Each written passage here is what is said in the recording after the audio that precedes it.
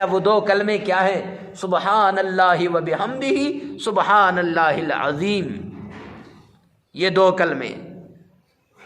ایک روایت کے اندر آتا ہے ایک انسان ہے گناہ پہ گناہ کر رہا ہے، گناہ کرتے کرتے کرتے کرتے اتنے گناہ کر دیے کہ سمندر کی جھاگ کے برابر اس کے گناہ ہو گئے. فرمایا اگر یہ وظیفہ کرے گا، یہ کلمات پڑھے گا، فرمایا اس کے سارے گناہ ختم ہو جائیں گے، صغیرہ گناہ سارے ختم ہو جائیں گے.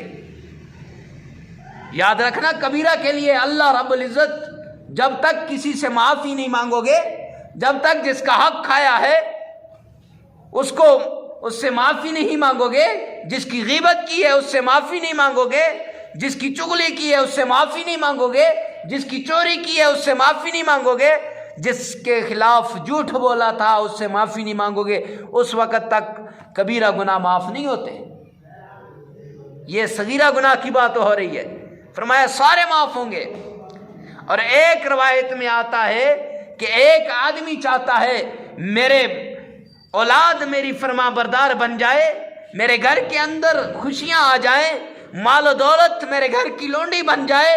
فرمایا وہ آدمی چپکے سے سبحان اللہ و بحمدہ سبحان اللہ العظیم 1000 بار صبح 1000 بار شام کو پڑھے، اللہ سبحانہ و تعالی اس کے گھر کے اندر رزق کی فراوانی کر دیں گے، رزق کی فراوانی ہو جائے گی.